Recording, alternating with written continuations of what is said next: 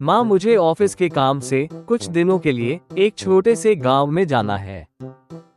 हाँ, बस तुम ऑफिस के काम से इधर उधर जाओ और जब हम तुम्हें कहीं जाने के लिए कहते हैं तो तुम्हें मौत आने लगती है। आप मुझे कहीं और नहीं, सिर्फ लड़की देखने के लिए जाने को कहती है। जो भी हो, मैंने एक जगह रिश्ते की बात की है और हमें कल वहाँ लड़की देखने जाना है। माँ, मैं आपको कैसे समझाऊं? अभी मुझे शादी वादी नहीं करनी है। और आमिर वहाँ से गुस्सा होकर चला जाता है। तुम क्यों उसकी शादी के पीछे पड़ी हो? अगर वो अभी शादी करना नहीं चाहता है तो रुक जाओ ना, थोड़ा समय दे दो उसको। और कितना रुक जाऊं? जब उसका बाल सफेद और दांत टूट जाएगा तब उसकी शादी करूंगी क्या? नहीं, मेरा मतलब वो नहीं था। आपका मतलब जो भी हो, मुझे नहीं समझना। गरिमा भी वहाँ से गुस्सा होकर चली जाती है। और अगले दिन आमिर तैयारी करके गांव के लिए निकल जाता है। गांव पहुंचकर वो एक छोटा सा मकान ले लेता है और गांव का मुआयना करने के लिए निकल जाता है। ये गांव तो बड़ा ही पीछे है, यहाँ तो किसी भी चीज की कोई सुविधा नहीं है। अब मुझे ही इस गांव की तरक्की के लिए कुछ करना पड़ेगा। आमिर उस गांव की तरक्की में लग जाता है, मगर उसे गांव में रहने से उसको खाने पीने में बहुत दिक्कत होती थी। गांव में कोई ढाबा न होने की वजह से आमिर को गांव के बाहर खाना खाने जाना पड़ता था, मगर तब भी उसे अच्छा खाना नहीं मिलता था। एक दिन आमिर गांव के बाहर ढाबे में खाना खाने जा रहा था, तभी गांव के मुखिया उसको आवाज देते हैं। आमिर बेटा, जरा यहाँ तो आओ। इस वक्त तुम कहाँ जा रहे थे? अंकल जी, मैं खाना खाने जा रहा था। वैसे तुम खाना कहाँ खाते हो? गांव के बाहर वाले ढाबे में खाना खाता हूँ।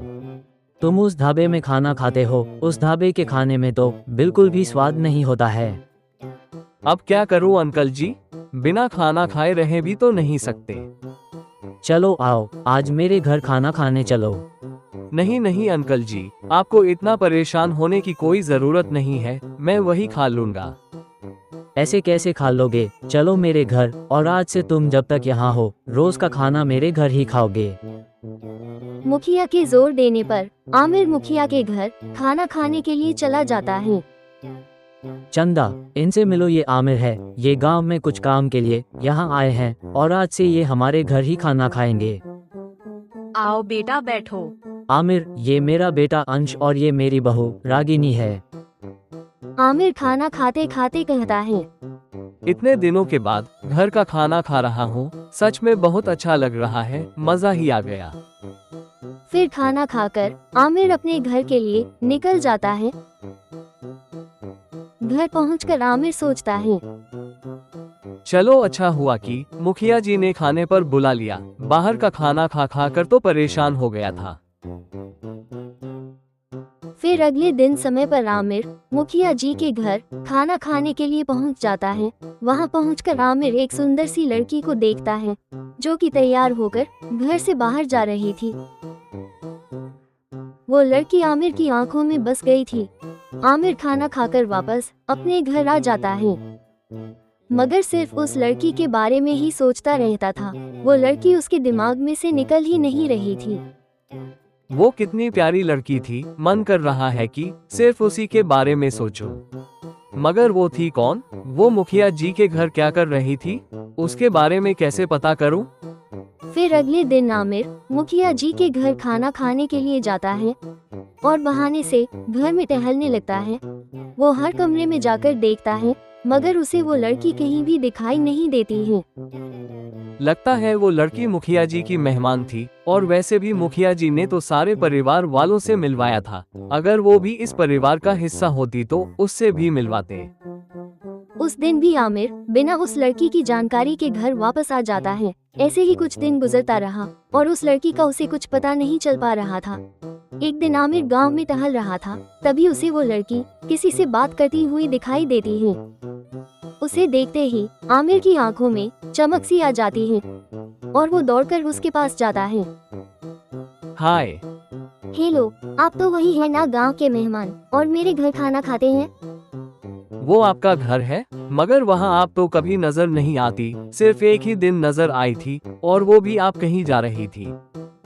वो क्या है, मैं उस दिन अपने फ्रेंड की शादी में जा रही थी और मैं ज्यादातर अपने फ्रेंड के साथ ही रहती हूँ। क्या आप मुझे अपना फ्रेंड बनाएंगी?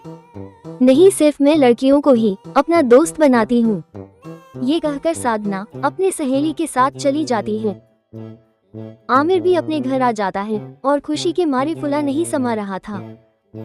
वो लड़की सच में कितनी प्यारी है और उसके बाल भी कितने घने और काले हैं। क्यों ना मैं मम्मी और पापा को बुलाकर उससे मिलवाऊं? फिर आमिर फोन करके अपने माँ बाप को साधना के बारे में बताता है।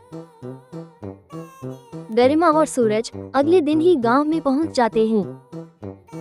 इसलिए तुम इतने दिनों से यहाँ बसे हुए हो। क्या गरिमा, तुम्हें तो खुश होना चाहिए कि आमिर शादी के लिए मान गया है।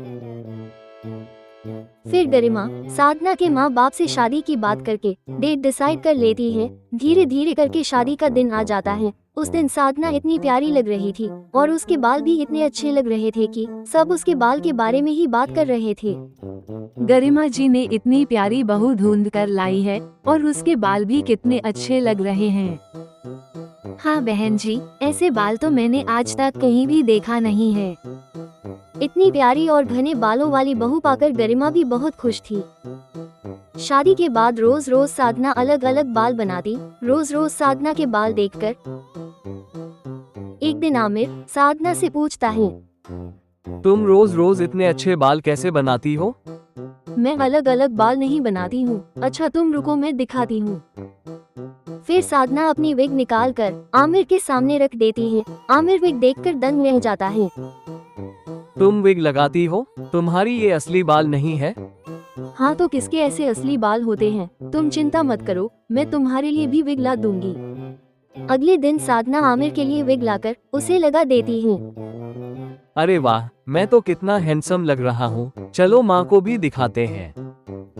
फिर आमिर अपनी माँ को दिखाता है। गरिमा आमिर की विग देखकर सर पकड़ लेती है।